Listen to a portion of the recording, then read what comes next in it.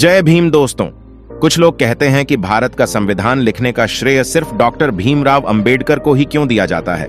संविधान सभा में करीब 300 सदस्य थे, तो फिर डॉक्टर अंबेडकर को ही संविधान निर्माता क्यों कहते हैं।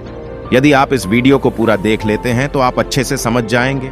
इस वीडियो में आगे मैं आपको ऐसे बड़े 5 कारण बताऊंगा जिन्हें जानने के बाद आप यह समझ जाएंगे कि क्यों सिर्फ डॉक्टर अंबेडकर को ही संविधान निर्माता कहा जाता है। तो चलिए शुरू करते हैं इस वीडियो को।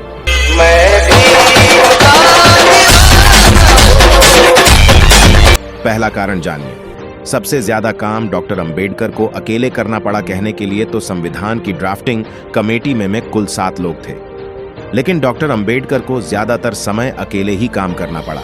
बाबा साहेब ने लगातार 141 दिनों तक संविधान की ड्राफ्टिंग कमेटी के चेयरमैन के रूप में अकेले काम करना पड़ा, क्योंकि बाकी के 6 सदस्य अलग अलग कारणों से संविधान बनाने के काम में शामिल ही नहीं हो पाए थे। संविधान सभा के सदस्य टी कृष्णमाचारी ने संविधान सभा के सामने बताया था कि यूं तो संविधान की ड्राफ्टिंग कमेटी में 7 सदस्य थे, लेकिन एक ने त्याग पत्र दे दिया, दूसरे सदस्य की मृत्यु हो गई, तीसरे सदस्य अमेरिका चले गए, चौथे सदस्य राज्य के कार्यों में इतने व्यस्त थे कि कार्यवाही में शामिल ही नहीं हो पाए, 5वें और 6ठे सदस्य दिल्ली से बहुत दूर थे और खराब सेहत के कारण संविधान बनाने के काम में शामिल नहीं हो पाए। इसलिए हुआ यह कि संविधान बनाने का सारा काम अकेले डॉक्टर अंबेडकर को ही पूरा करना पड़ा। यह बयान खुद संविधान सभा के सदस्य टी कृष्णमाचारी का है, जो 26 नवंबर 1949 को संविधान बनकर तैयार हो गया था। तब उन्होंने संविधान सभा के सामने डॉक्टर अंबेडकर की भूमिका को रेखांकित करते हुए यह बयान दिया था। इसी से आप अंदाजा लगा सकते हैं कि क्यों डॉक्टर अंबेडकर को ही संविधान निर्माता कहा जाता है। सेहत तो वैसे डॉक्टर अंबेडकर की भी बहुत खराब थी, लेकिन उन्होंने खराब सेहत बावजूद अकेले ही सबसे ज्यादा काम किया और भारत को एक मुकम्मल संविधान बनाकर दिया। अब दूसरा कारण जानिए। सबसे काबिल थे डॉक्टर अंबेडकर। आजादी के बाद भारत का संविधान लिखने के लिए किसी ऐसे आदमी की तलाश थी जो दुनिया भर के संविधान का अध्ययन कर सके, कानूनी पेचीदों को समझ सके, कानूनों की व्याख्या कर सके और भारतीय समाज के लिहाज से एक मुकम्मल दस्तावेज तैयार कर सके।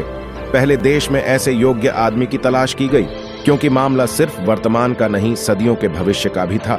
लेकिन फिर देश में ऐसा कोई व्यक्ति उन्हें नहीं मिला।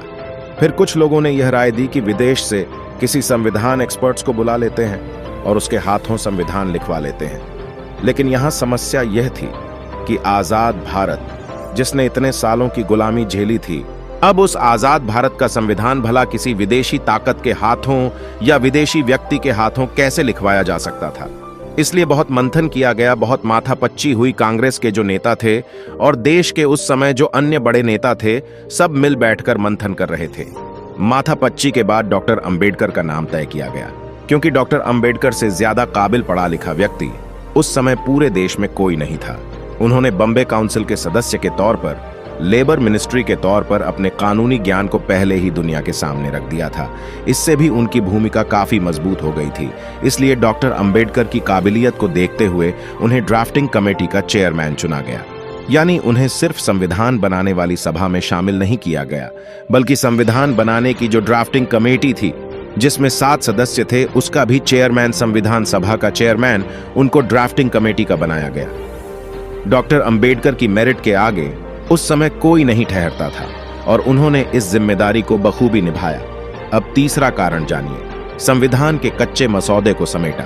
संविधान सभा के संवैधानिक सलाहकार सर BN राव ने ड्राफ्टिंग कमेटी के सामने संविधान का कच्चा मसौदा पेश किया था, जो दुनिया भर के संविधान पर आधारित था। अक्सर मनुवादी BN राव साहब का नाम लेकर कहते हैं कि उन्होंने तो कच्चा मसौदा दे दिया था और बाद में सिर्फ एक कट पेस्ट और काट छाट करके डॉक्टर अंबेडकर ने भारत का संविधान बना दिया। यानी जो मनुवादी हैं वो इस तरह का दावा करते हैं, लेकिन हकीकत तो कुछ हो रही थी सर। BN राव ने जो कि कच्चा मसौदा दिया था, वो बहुत से संविधान से कुछ अलग अलग बातों को लेकर एक कच्चा मसौदा तैयार किया गया था, क्योंकि दुनिया भर के संविधानों को उस समय आपाधापी थी कि क्या ले क्या छोड़े, कैसा संविधान बनाए। तो एक कुछ उन्होंने कच्चा मसौदा तैयार किया था, लेकिन वो मुकम्मल दस्तावेज नहीं था। डॉक्टर अंबेडकर ने इस कच्चे मसौदे का अध्ययन किया, उसमें से बहुत से अच्छे अनुच्छेदों को चुना, उसमें कुछ सुधार किए और उसे समेटने का काम किया। यह बहुत ही मुश्किल काम था। लेकिन उन्होंने अपनी काबिलियत से उसे समेटते हुए, उसमें सुधार करते हुए एक बहुत शानदार मुकम्मल दस्तावेज तैयार किया। संविधान के कच्चे मसौदे को समझाते हुए 17 दिसंबर 1946 को ही डॉक्टर अंबेडकर ने एक लंबा चौड़ा भाषण दिया था और करीब 3310 शब्दों में उन्होंने अपना पहला भाषण इस पर दिया था, कच्चे मसौदे पर। और फिर बाद में उन्होंने जब इसको पूरा किया, फिर भी उन्होंने अंतिम भाषण दिया, तो उन्होंने लगातार इस पर काम किया, इसलिए उनको सबसे ज्यादा श्रेय यहां पर दिया जाता है। अब चौथा कारण जानिए। कानून एक्सपर्ट के तौर पर शानदार काम किया। डॉक्टर अंबेडकर लंदन के ग्रेन से बैरिस्टर की पढ़ाई करके लौटे थे। उस समय उनके पास 2-2 पीएचडी की डिग्रियां थीं।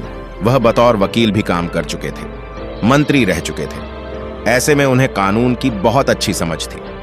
उन्होंने बतौर लेबर मिनिस्टर 10 से ज्यादा जो कानून है वो ड्राफ्ट किए थे, तो उनको उसकी समझ थी। संविधान के अनुच्छेद भी अक्सर काफी मुश्किल भरे होते हैं, आसानी से समझ में नहीं आते। आप संविधान को पढ़ेंगे तो आपको लगेगा कि वो आसानी से समझ में नहीं आ रहा है। ऐसे में डॉक्टर अंबेडकर संविधान सभा के सामने आने वाले तमाम मुश्किल सवालों का जवाब देते थे। संविधान सभा की कार्यवाही में बाबा साहेब रोजाना एवरेज औसतन 10 बार खड़े होकर बोलते थे।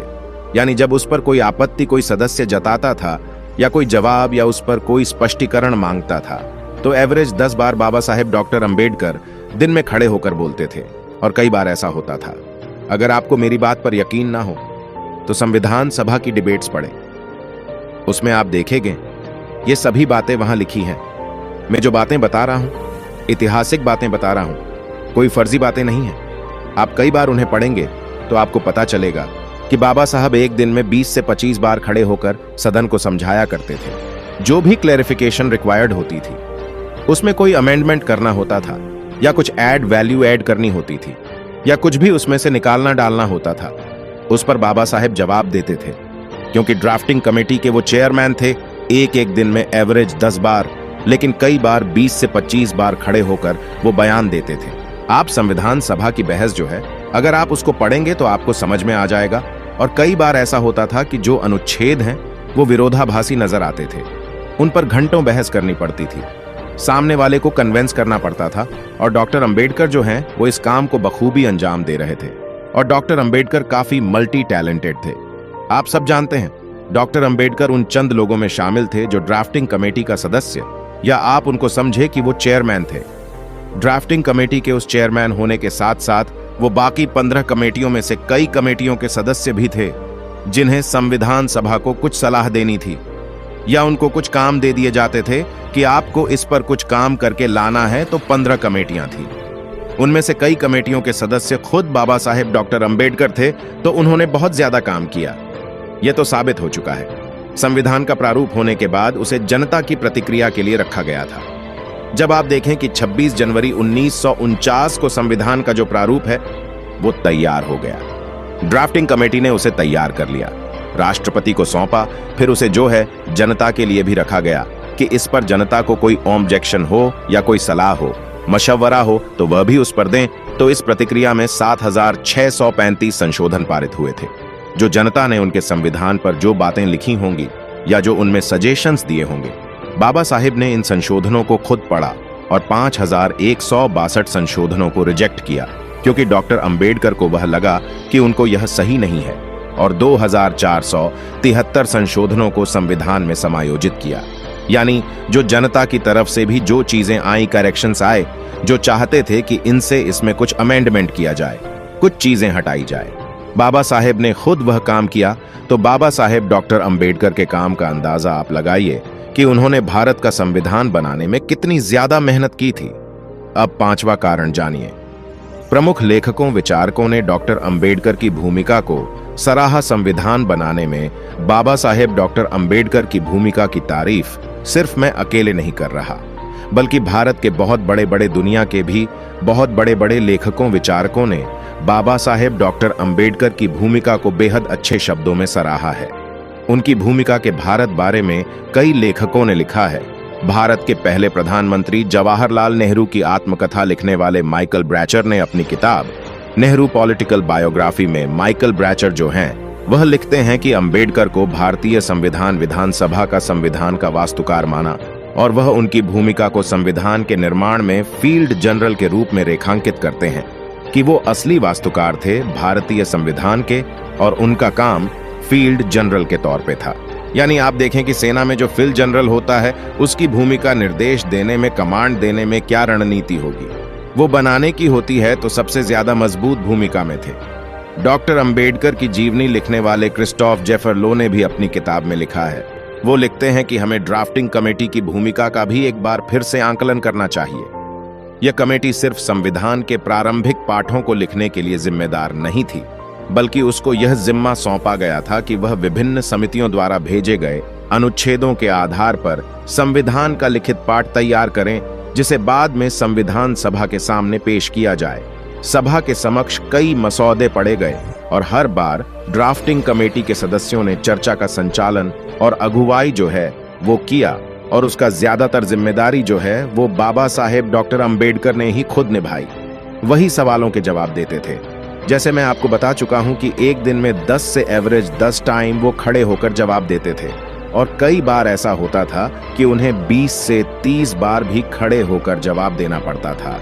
इसी तथ्य को रेखांकित करते हुए प्रमुख समाजशास्त्री प्रोफेसर गेल ऑम्वेट साहिबा भी लिखती हैं। उन्होंने भी लिखा, इस बारे में वो लिखते हैं कि संविधान का प्रारूप तैयार करते समय अनेक विवादित मुद्दों पर अक्सर गर्मागर्म बहस होती थी। इन सभी मामलों के संबंध में अंबेडकर ने चर्चा को दिशा दी, अपने विचार व्यक्त किए और मामलों पर सर्वसम्मति लाने का प्रयास किया। जब भी कुछ ऐसा होता था तो डॉक्टर अंबेडकर जो है वो खड़े होकर जवाब देते थे।